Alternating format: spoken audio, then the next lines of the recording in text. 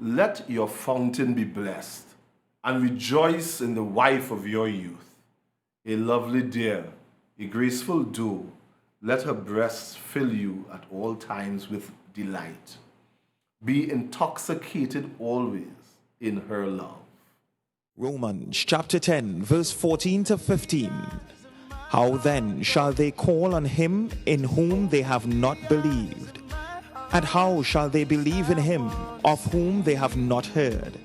And how shall they hear without a preacher? And how shall they preach unless they are sent? Today, I has sent a preacher in the person of Evangelist Rodney Brown, your humble servant for Christ's sake. And now, Evangelist Rodney Brown. We are talking sex. Let us receive and give accurate information about sex. Let us keep away from immorality. Disclaimer: you need to stay until the end of this video. If you can't listen to this video to the end, you may as well stop it now and restart when you have a block of time to listen to it, because hearing only part of this video can mess you up. This is one of those videos that you can't just look at part of, because we are talking sex, and I am going to be real. I'm going to be real today. Very few people heard about sex for the very first time from their parents. I just want you to think back. Was it your parents that told you about sex for the first time? Was the information accurate? How do you feel about sex now? Excited? Ashamed? Afraid? Guilty? Well, by the end of this video, you would have the appropriate feeling about sex. Now, if you are a minor and mommy or daddy does not want you to hear about sex, stop right now, because this video is best viewed with your parents or guardian or a responsible adult. I want to give this note to adults. Satan is bombarding our children with a lot of confusing and incorrect information about sex, which is doing significant damage to our children, their future families, society, and the world. It is therefore critical that we make ourselves available, that we make ourselves askable, that we make ourselves knowledgeable, that we be deliberate in educating our children concerning this and other issues that affect them. But when do we teach our children about sex? I remember 7-year-old, it was 6. He was 6 years old when he came home, Ruben that is, and he said, "Daddy, isn't it wrong for male and male to have sex?" And I said, "Yes, that's what the Word of God said." I asked him, "So why do you want to know that?" He said, "Because that's what the boys are discussing." The boys? The boys in school? That's the 5 and 6-year-old boys he was talking about. Well, having shown him the scripture that says that, he went to school with that in his Bible for months after that, which indicate, with that bookmark in his Bible for months after that, which indicated that they continue to talk about it. And if you feel 6 or 7 is young, I was doing junior church, and I asked the question, what is the purpose of girlfriends and boyfriends? And this 4-year-old boy shot his hand up. He said, me. I ignored him for a long time, because I just felt I was talking to the older children. However, after a while, I realized his hand was the only hand that was up, so I had no choice but to ask him. When I asked him, "What is the purpose of a girlfriend or boyfriend?" he said, "Sir, it's to kiss up and love up and sex up." Our children are hearing about sex at school and other places. We need to tell them the correct thing now. I have given enough time to those who cannot watch this video for you to leave. So let's proceed. The topic of sex is still too much of a taboo. And because parents do not generally talk about it, we are having problems. We therefore cannot afford to be still skirting around this topic. What I am about to do, in fact, what people expect me to do today is this. Although I know there are some single people who still desire sex, I am generally expected to tell youth, single youth in particular, that sex is not good. I can't do that because if you're ever going to be married, you should not kill your desire for sex. Sex is great. Don't blame me for saying that. It was God's idea in the first place, and He intentionally made it that way. In fact, the Bible is probably the greatest sex manual.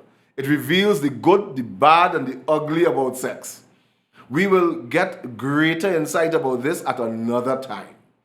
For those who have had sex and do not agree with me that sex is great, it's either you are having sexual immorality or you are still having sexual immorality. It could be that you engage in pornography or masturbation or both. Or you could be chronically selfish. Chances are you may have a serious medical condition and therefore it isn't so great for you. A very serious consideration is that you may have been abused, either before or within marriage. And that could really, really put a damper on sex. And I understand that. It could even be that you were programmed from childhood or in your youth by well-meaning parents, teachers, or church people that was not meant to be derogatory. But you may have been programmed by them to refrain from sex at all costs. You may have received wrong information from friends as well about sex. If you don't think sex is great, you may have been programmed into believing that it is improper, nasty, vulgar, wrong, sinful. It is not true. That is something else. Remember I told you that sex is something different from what we will talk about in a while. I'm going to tell you what that other thing is in a little while. So hang on, don't leave. Sex, though, is great. And sex feels good. But there is something, as I said, of a sexual nature that is nasty, vulgar, and wrong, which you need to know about today. So if you are ever going to be married, as I said before, you need to like sex, you need to want sex, you need to prepare for sex. Arguably, second only to a solid foundation in and obedience to God's word, sex may be the next most critical element to your marriage and may make or break your future and that of your family. Don't stop this video now. And let me also say that if God has called you to a celibate life, or if by circumstances you are not married, you can do without sex. Okay, let's define sex now. It's the act carried out for procreation or pleasure, in which typically the insertion of the husband's erect penis into the wife's vagina is followed by rhythmic thrusting, usually culminating in orgasm. It involves copulation or coitus. And it was all God's idea. You can't get more holy than that. Let me refer you to Genesis 1:28, because this is where the thing all began. And God blessed them, and God said to them, "Be fruitful and multiply and fill the earth." How do you think they were supposed to multiply and fill the earth? Through sex. Proverbs 5:18-19. Let your fountain be blessed, and rejoice in the wife of your youth, a lovely deer, a graceful doe. Let her breast fill you at all times with delight. Be intoxicated always in her love. Genesis 4:1. Now Adam knew Eve, his wife. What do you think God meant by Adam knew Eve? It simply meant he had sex with her. It wasn't, hi, how are you? You know, nice to meet you. It wasn't that. Adam knew, meaning Adam had sex with his wife. And she conceived. You see what I told you? Now, for those of you who still don't know, yeah, when you have sex with people, it is likely that they could conceive, that they could get pregnant. And that's where children came from. So if you didn't know, now you know. So now Adam knew Eve, his wife, and she conceived and bore Cain, saying, I have gotten a man with the help of the Lord. So with the help of the Lord. So sex is a God idea. And there are benefits to sex. In fact, there are many mental, physical, spiritual, and health benefits to sex. All of which we won't go through that today. We would leave that for another time. But there are those benefits of having regular sex with your spouse. And mind you, sex is not always comfortable at first, so don't be dismayed. But as you grow together in a marital relationship and exercise patience and love with each other, and as you learn more about it in the appropriate time, it will do more than enhance your marriage and your life. Sex is not to be withheld. This is where I have a problem with some well-meaning fellow adults. We spend so much time placing the brakes on sex that even within marriage, the brakes remain. Again, I want to acknowledge those who may have been abused, and I want to be sensitive about that. But generally, sex is vilified and is spoken about in a derogatory manner. You know, when I was a child, or since I was a child, and some of these terms still exist, they spoke about screw, bull, shell. Now, I don't blame people for not wanting sex sometimes, you know, because who wants that to be done to them?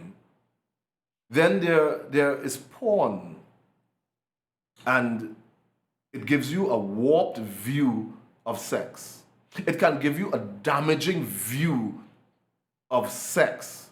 Very often what it promotes is something other than sex that we'll talk about in a while. It damages your spirituality and your psychological thinking about sex. And then there is immorality. And that's what we're going to touch on in a while. Immorality, which brings guilt and pain. And mind you, some of the consequences are permanent. I mentioned 2 times before abuse. Sometimes before abuse, there is grooming. So you also need to be aware when you're being groomed for sex. You also need to be aware and notice the red flags when you're being groomed for sex, when people are getting extra touchy with you, when they are, you know, being very physical or playing those physical games or being unusually nice to you sometimes. But you know, again, grooming is probably another video we have to do. Then some people were raped. All this is abuse, statutory and otherwise. Some people were raped. Then there is the homosexual experience that some people may have had. And yeah, that could be abusive as well. Then there is that gang and religious induction. Sometimes to enter some gangs or some cults, yeah, you have to be engaged in sex. And all of that, as I said, is abuse. And that could really turn you off of sex. Therefore, carrying these views as baggage into marriage, some people would withhold. But this is what God says in 1 Corinthians 7:5. Do not deprive each other of sexual relations unless you both agree to refrain from sexual intimacy for a limited time, so that you can give yourselves more completely to prayer. And afterwards, that you should come together again so that Satan won't be able to tempt you because of your lack of self-control. If you are in need of help in any of the issues mentioned above, we have a battery of people who are standing by to help you. You can contact me at 1-868-363-3644, and I'll be happy to point you to them. So sex is a good thing, and it is designed by God for procreation and pleasure. As led by God, get married. Have sex with your spouse. Enjoy it. Learn more about it when it is appropriate. Aim to please more than to be pleased. Remember, marriage is for giving things and not for getting things. So, seeing that sex is so great, what is the problem? What is the big issue? The big issue is sexual immorality. I took my time with that. The big issue is sexual immorality. That's the problem. It is evil. It hurts. It's of the devil. It is highly selfish and unloving. It is dirty. It is vile. It can be fatal in more ways than one. It is inappropriate. It is destructive. It is a killer of marriage, a killer of family, a killer of churches, a killer of community. That is what the problem is. Sexual immorality. Now, when I say sex in this video, I am talking about something done within marriage. That's the only thing I mean by sex. When I say sexual immorality, it means something done outside of marriage. Again, the Bible is just filled with references of a sexual nature. Hear this one. If I should find you outside, I will kiss you. I would not be despised. I would lead you and bring you into the house of my mother, she who used to instruct me. I would cause you to drink of spiced wine, of the juice of my pomegranate. That's Song of Solomon chapter 8. 1 Corinthians 6:12-16, though, says, all things are lawful for me, but not all things are helpful. All things are lawful for me, but I will not be enslaved by anything. Food is meant for the stomach and the stomach for food, and God will destroy both one and the other. The body is not meant for sexual immorality. The body is not meant for sexual immorality, but for the Lord, and the Lord for the body. And God raised the Lord and will also raise us up by his power. Do you not know that your bodies are members of Christ? Shall I then take the members of Christ and make them members of a prostitute? Never! Or do you not know that he who is joined to a prostitute becomes one body with her? For as it is written, the two will become one flesh. Let me share some statistics with you. You know, again, I'm saying that we may have an issue with sexual immorality. But do we really have a big issue with sexual immorality in our churches? Well, for that answer, I turn to the statistics from the Relevant magazine by Tyler Charles, February 20th, 2012. What percentage of unmarried Christians between 18 and 29 have been sexually immoral? What percentage you think in church? Tyler Charles says 80%, 80% have been sexually immoral. And we are talking about our evangelistic churches. But what percentage have done so within the last year? Tyler Charles says 64% within the last year.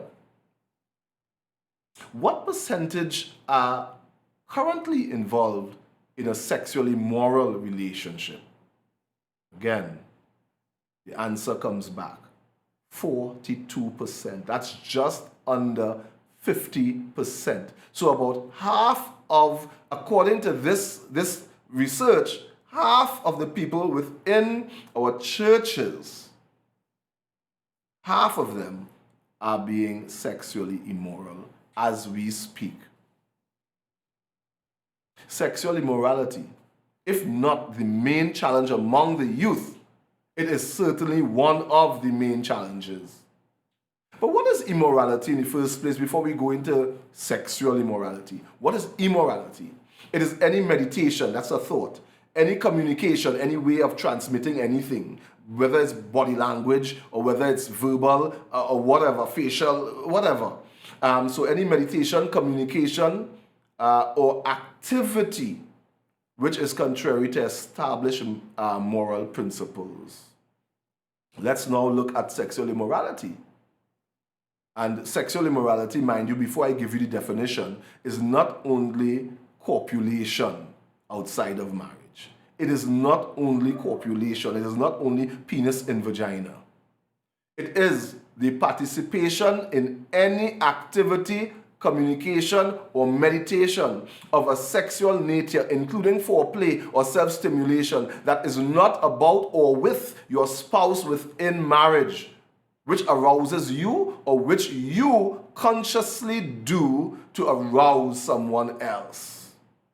Exodus 20:14 English Standard Version says, "You shall not commit adultery." Ephesians 5:3 says, "But sexual immorality and all impurity and covetousness must not even be named among you as is proper among saints." Sex, or rather sexual immorality in particular, is not as simple as just a physical activity. It's more than a physical activity. And more so, it does not necessarily have temporary effects. It does not begin only when the penis enters and ends when it is withdrawn. I said that already. There is a spiritual bond that occurs, even if you are unaware. Even if you're unaware, there's a spiritual bond that occurs which can be permanent. And mind you, under the intoxication of sexual immorality, people often do things that they would not otherwise do. For instance, they marry people they would never otherwise marry. Some people can be under the control, I sometimes say, like a simp. You know, like a little bird, like a simp, spiritually, emotionally, mentally, and physically. That is serious. Let's explore a list of sexually immoral activities. Now, mind you, this is outside of a marital relationship. I know you will forget that. But I am talking about outside of a marital relationship between male and female. Are these acts sexually immoral? Let me start with copulating. That is penis and vagina. Okay, yes, it is immoral. Anal penetration. Yes, it's immoral. And again, remember, I'm speaking about outside of marriage. Homosexual sex. Is it immoral? Yes. Oral sex, fondling, making out. Yes, they are immoral. What is fondling? Hands on genitals. Oral sex, mouth on genitals or erogenous zones. Making out, you're probably fully clothed and you're really into each other, carrying out the sexual motions without any kind of penetration. But again, you might be fully clothed, and that is what I define making out as. Necking, that few young people know about. You know, it's when people are like rubbing their necks against each other and really, you know, turning each other on. Grinding. Yes, grinding, like again, you're fully clothed and you are really into each other's genital areas, the pelvic areas. Is that sexually immoral? Yes. Nibbling. I do have to go into that. sexually immoral. Neck kissing, yes, sexually immoral. Hickeys, yes. French kissing, Now I've already made I already made some confessions about this in videos before. But it's like the application upstairs for the job downstairs. That's how many define French kissing. And I know that's going to be a tall order for you to stop or for you to avoid. But yes, it is sexually immoral because it turns the other person on. I remember a guy told me that when I kiss my girl, she doesn't get turned on. Well, partner, best you stop kissing your girlfriend because it's not doing anything for you one way or the other. And you're not a good kisser. So best you stop, palm probing, That's like they take the insides of the fingers and they rub the inside of your palm and they're looking you in the eye. Well, they do. Yes, that is meant to turn you on. That could be sexually immoral.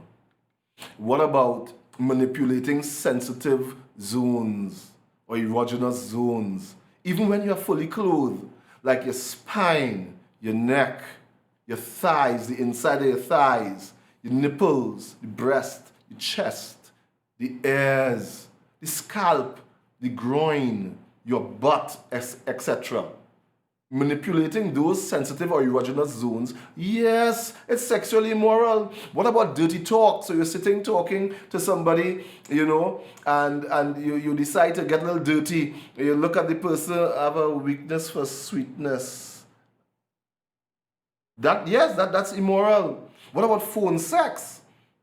You explicitly describe exactly what you're going to do to them or what you're imagining doing to the other person. Is that immoral? Yes. What about groaning and heavy breathing? Like, the person calls you or you call the person and, all you're hearing is, or,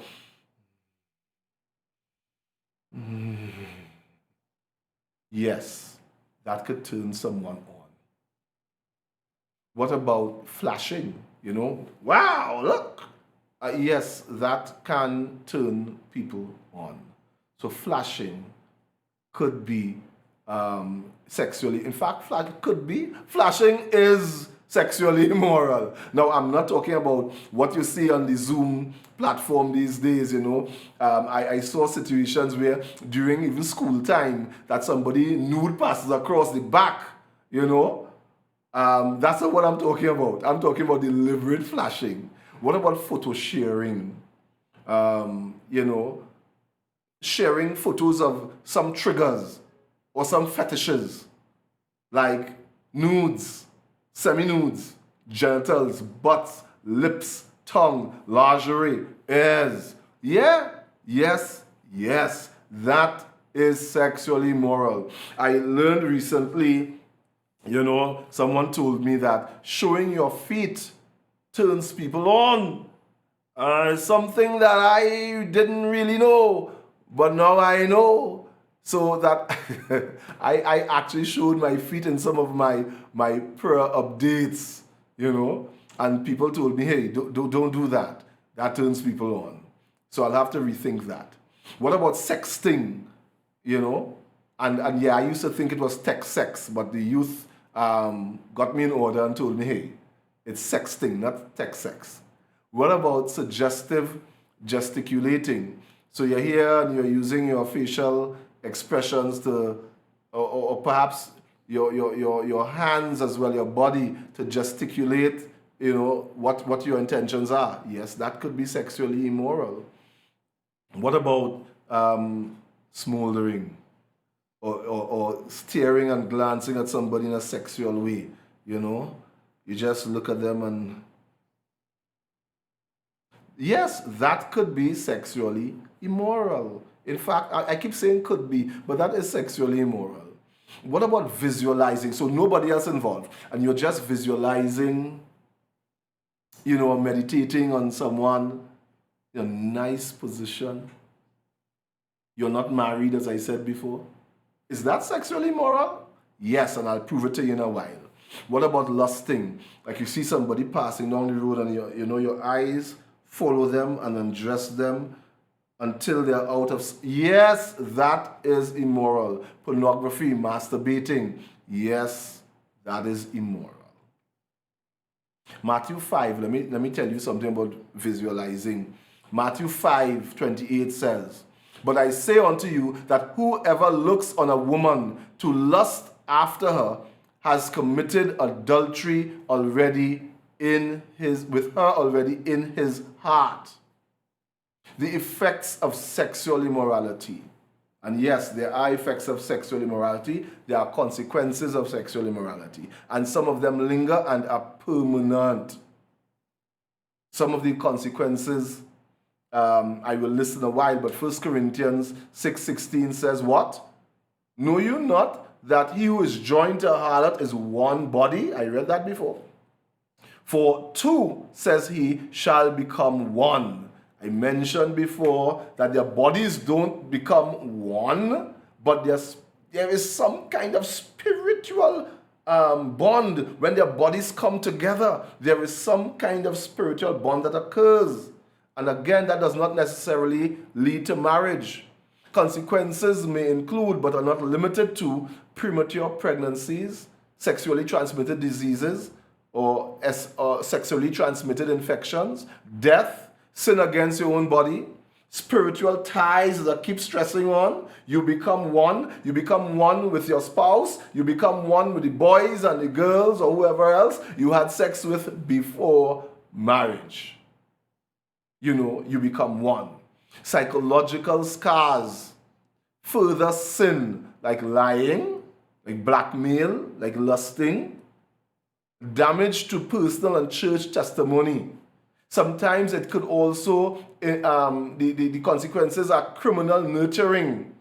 That you are not prepared to have a child and you have sex and you have a child and the child is not growing up in an ideal situation. I'm not saying every single parent home has a criminal in it. I'm not saying that some people turn out very well, but I'm saying the chances of nurturing criminals is big. There's a great chance that you'll be nurturing a criminal. It's a disservice to children born out of immorality, and I can tell you that because I am one of those children who were born out of immorality, and it has been a disservice to me. It affects your future or your current marriage by having comparisons to the person you may have had sex with. It erodes moral authority to speak convincingly about the issue. It sets a bad habit, or it brings upon you an addiction that is difficult to break. Willingness to break the sex rules before marriage many times equals willingness to break the sex rules after marriage. So we have learned about sex, what sex is, the benefits of sex, the danger of sexual immorality, and the consequences. We will discuss how to avoid and how to recover from sexual immorality in our next video. And that one will be entitled "The Ins and Outs of Sex." Let us receive and give accurate information about sex. Let us keep away from immorality. May God really bless you with this information.